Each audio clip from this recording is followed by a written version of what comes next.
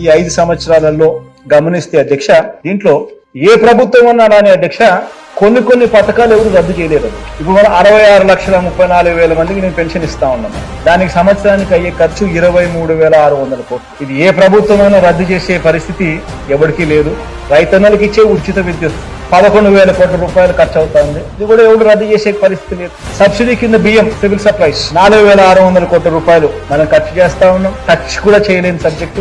ఆరోగ్యశ్రీ, ఆరోగ్య ఆసరా 104, 108 4,400 కోట్ల రూపాయలు మనం ఖర్చు చేస్తా ఉన్నాం. పూర్తి ఫీజు రీఎంబర్స్మెంట్ విద్యా దీవెన కింద మనం ఇస్తా ఉన్నాం. 2,800 కోట్ల రూపాయలు ఖర్చు చేస్తా ఉన్నాం విద్యా దీవెన కింద. రద్దు చేయాలి అని అంటే టచ్ చేయలేని సబ్జెక్ట్. జగనన్న వసతి దీవెన కింద మరో 2,200 కోట్లు. ఇది కూడా ఎవరు టచ్ చేయలేని సబ్జెక్ట్. సంపూర్ణ పోషణం కింద గర్భిణీ స్త్రీలకు, చిన్నారులకు, 6 ఏళ్ల లోపున్న పిల్లలకు పౌష్టిక ఆహారం కోసం డబ్బులు ఇస్తా ఉన్నాం 2,200 కోట్లు.